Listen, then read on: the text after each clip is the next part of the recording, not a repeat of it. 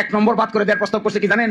গুম প্রতিরোধ ও প্রতিকার অধ্যাদেশ বাতিল, বাংলাদেশের মানবাধিকার কমিশন গঠন অধ্যাদেশ বাতিল, দুর্নীতি দমন কমিশন অধ্যাদেশ সংশোধন অধ্যাদেশ বাতিল, সুপ্রিম কোর্টের বিচার বিভাগীয় পৃথক সচিবালয় গঠন করার অধ্যাদেশ বাতিল, সুপ্রিম কোর্টের বিচারক নিয়োগ করার কমিশন অধ্যাদেশ বাতিল, ব্যাংক রেজলিউশন অধ্যাদেশ বাতিল। এটা দেখে, এই প্রস্তাবগুলো দেখে আমার কাছে মনে হয়েছে জগতের মানুষ আমাদের দিকে তাকায় মনে করতেছে সরকারি দল বিরোধী দল সবই তো মরবে দেখি, এটা মরার বুদ্ধি। আচ্ছা বলেন, গুম প্রতিরোধ প্রতিকার অধ্যাদেশ বাতিল করার কি কারণ থাকতে পারে? একমাত্র ডিজিএফআই শাটারিং ছাড়া আমি তো আর কিছু দেখি না। ডিজিএফআই আপত্তি ছাড়া, এসবিএনএস এর আপত্তি ছাড়া এই আইনাগর তৈরি করার মূল কারিগর ডিজিএফআই। এই ডিজিএফআই আপত্তি ছাড়া শহীদ আলম ভাইকে নিয়ে ধরিয়া মাইরিয়া পিটাইয়া কেন এই কথা বললো, কেন ওই কথা বললো না, কেন পক্ষে বিপক্ষে এই কথা বললো, মুখের মতামত দিল, এই জন্য শহীদ আলম ভাই কই ছিল আমরা সবাই জানি। তো তাদের আপত্তি ছাড়া গুম এবং খুন পাশ করার আপত্তি কি বদলতে থাকতে পারে? তো গুম চাই আমরা? আমার তো মনে হয় না আপনারা কেউ গুমের পক্ষে। তো এটা কেন বাদ দিতে হবে? মানবাধিকার কমিশন অধ্যাদেশ কেন বাদ দিতে হবে? মানবাধিকার কমিশনের যিনি চেয়ারম্যান বলা হয়েছে তাকে যে অ্যাপয়েন্টমেন্ট দেওয়া হবে এটা হবে একটা সার্চ কমিটির মাধ্যমে। প্রাইম মিনিস্টার চাইলে নিয়োগ দিতে পারবে না, চাইলে বাদও দিতে পারবে না। বাদ দিতে গেলে একটা সুপ্রিম জুডিশিয়াল কাউন্সিলের সিস্টেম করে বাদ দিতে হবে। আবার মানবাধিকার কমিশনের চেয়ারম্যানকে পাওয়ার দেওয়া হচ্ছে, তারা সো মোটো তদন্ত করতে পারবে, ইভেন কোন আইন শৃঙ্খলা বাহিনীর লোকেরা যদি জড়িত থাকে তাকে অ্যারেস্ট করতে পারবে। এই অধ্যাদেশটা বাদ করার কি কারণ থাকতে পারে? তার মানে কি তদন্ত কেউ করবে না? পাশে দেখবেন কমেন্টে লিখছে বাদ দেওয়ার পিছনে মূল কারণ হলো, এটা পড়লে আপনারা সবাই গলাগলি করে হাসবেন, যেহেতু সরকারের সংবেদনশীল আইন শৃঙ্খলা বাহিনীর সদস্যরা এই অপরাধের সঙ্গে জড়িত থাকতে পারে, এই জন্য মানবাধিকার কমিশন আর গুম প্রতিরোধ অধ্যাদেশ বাতিল। তো গুম তো করবে কে? গুম তো আইন শৃঙ্খলা বাহিনী লোকেরাই করে নাকি? গুম যদি আইন শৃঙ্খলা বাহিনী লোকেরা করে তা তদন্ত হইতে হবে।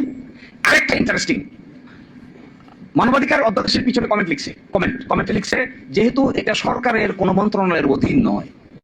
আচ্ছা, মানবাধিকার কমিশন কি সরকারের মন্ত্রণালয়ের অধীন থাকার কথা? আশ্চর্য ব্যাপার, তো স্বাধীন, তদন্ত করবে স্বাধীনভাবে, নয় এজন্য বাতিল। দেখেন সুপ্রিম জুডিশিয়াল পৃথক বিচার বিভাগীয় সচিবালয়ের পাশে কমেন্ট লিখছে কি?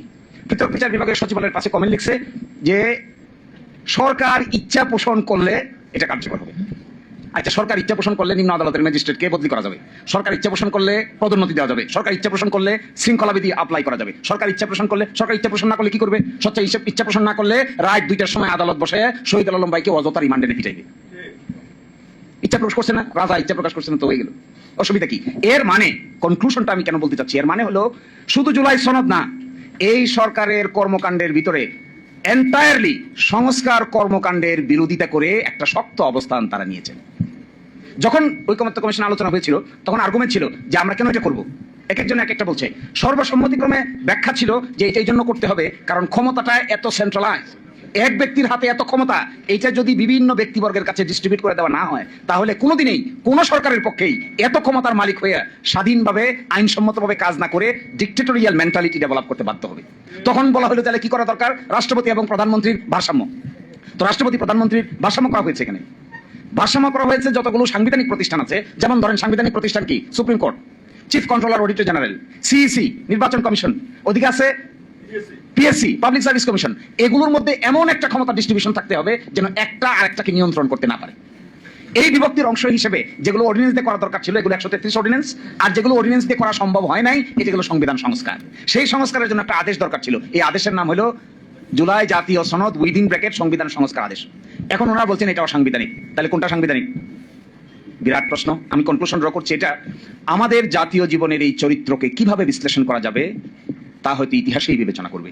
কিন্তু আমার কাছে মনে হয় এই যে চোর পুলিশ খেলতে খেলতে যে 56 বছর পার করলাম, ঘুরে ফিরে কিন্তু আমরা জায়গাতেই থাকলাম।